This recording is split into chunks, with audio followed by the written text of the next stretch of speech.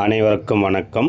வாழ்க தமிழ், வளர்க நாடகக்கலை. திருவண்ணாமலை மாவட்டம் ஆரணி மாநகரம். உங்கள் டி. ஆனந்தன் நாடக அமைப்பாளர். இன்று ஆவணி மாதம் 31ஆம் நாள் செவ்வாய்க்கிழமை 16/9/2025. இன்று நமது நாடக மன்றங்கள் எந்தெந்த கிராமத்துக்கு போகுது என்று பார்க்கலாம்.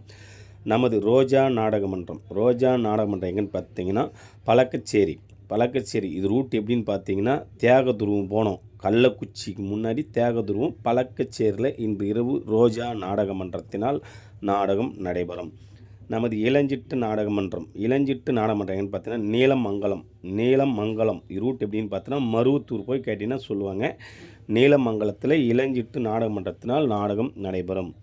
நமது தாமரை நாடகமன்றம் எங்கன்னு பார்த்தீங்கன்னா, நாகலேரி. இது ரூட் எப்படின்னு பார்த்தீங்கன்னா, மாம்பாக்கத்துலேருந்து கலவர் ரூட்டில் போனீங்கன்னா நாகலேரியில் இன்று இரவு தாமரை நாடகமன்றத்தினால் நாடகம் நடைபெறும்.